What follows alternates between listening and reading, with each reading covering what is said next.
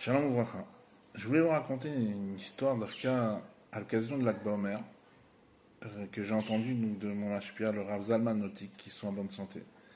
Qu'un groupe de Chassidim, de 10 Chassidim donc, de Yerushalayim, ont décidé donc de voyager à Méron pour assister au traditionnel allumage de l'Akba Omer. Et du feu de l'Akba Omer. Et donc, le voyage, c'était pas comme aujourd'hui, c'était beaucoup plus difficile, c'était des heures et des heures de voyage en bus, mais c'était pas le modernisme d'aujourd'hui, puisque cette histoire elle a eu lieu il y a 70 ans. Et après un voyage vraiment très éprouvant, très fatigant, ils arrivent à Tzfat. Ils arrivent à Tzfat et ils avaient décidé donc de dormir dans un Beth Knesset pour se lever le lendemain et pour voyager à Méron. Parce qu'il n'y avait pas de direct jusqu'à Méron. Et ils arrivent vraiment très fatigués, très éprouvés par le voyage. Et là-bas, un juif les reçoit, un homme avec une barbe blanche, avec la shrina sur le visage, une grande lumière, une grande sainteté sur son visage. Et il leur dit, Bruchim Abayim, bienvenue, bienvenue à vous, à Tzfat. Vous avez un endroit pour dormir? Alors ils ont dit, non, que Dieu vous bénisse, merci beaucoup, j'ai pris la décision donc, de dormir à la Beth Knesset, à la synagogue. Il dit, non, non, pas du tout, vous allez venir chez moi. Je vous invite avec plaisir, avec joie. Il dit, on est un groupe de 10 chassidim, grâce à Dieu. Vous n'avez peut-être pas la place chez vous à la maison. Il dit, Baruch Hashem, grâce à Dieu, j'ai une très grande maison. Et je peux vous accepter avec grand plaisir, avec joie. Venez chez moi à la maison. Et effectivement, ils arrivent chez lui, et ils voient une très grande maison, grâce à Dieu. Il y avait même une chambre pour chacun pour dormir. Mais avant d'aller se reposer, aller dormir, il leur dit, ben, je vous ai préparé une table, et vraiment une table avec koltouv, avec tous les boissons, la nourriture vraiment en grande quantité, et de grande qualité. Et aussi, il y avait du lechaim. Et donc, Bevakasha, c'est pour vous que j'ai préparé tout ça. Et ils s'assoient, ils font des brachot, ils mangent, ils boivent, ils disent même un petit lechaim. Et qui dit lechaim et ce minyan de chassidim, commence à te faire itzva adout, à faire fabringen. Et ils racontent des divrei Torah, ils racontent des histoires chassidiques, etc. Et ça dure toute la nuit. Et jusqu'au lendemain matin, ils vont au mikvé, ils font la tfila. Et donc ils étaient à Tzfat, et là-bas il y a une tradition, et d'ailleurs jusqu'à aujourd'hui, qu'il y a une famille de génération en génération, à un Sefer Torah, qui font une parade, comme ça, ils vont à pied de Tzfat jusqu'à Méron, avec le Sefer Torah. Et il y a beaucoup de juifs, Baruch Hashem, qui sont avec eux. Et ils arrivent comme ça jusqu'à l'allumage de la traditionnelle allumage donc de l'Akba Omer. Et donc ils arrivent, après avoir fait Mincha, ils arrivent donc le soir, il fait déjà nuit, ils ont fait aussi Arvit. Arrive le moment du traditionnel allumage de l'Akba Omer, et on attend une demi-heure, une heure et quart, une heure et demie, et il y a plein de monde, et on ne comprend pas, l'allumage il ne se fait pas.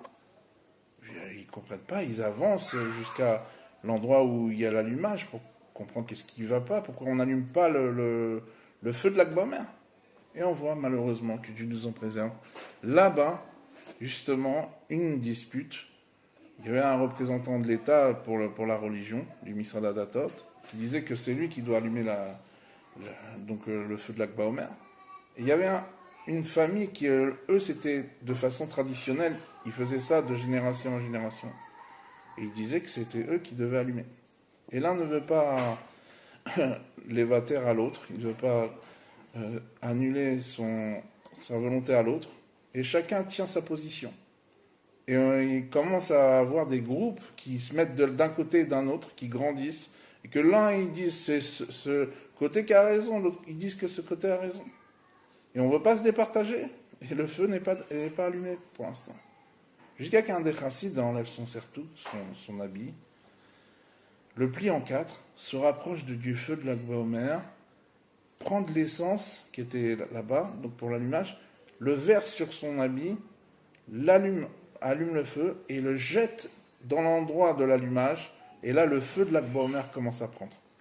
Alors là, les gens qui se disputaient entre eux se retournent tous vers cette personne qui a fait ça, et le traite de fou, d'inconscient.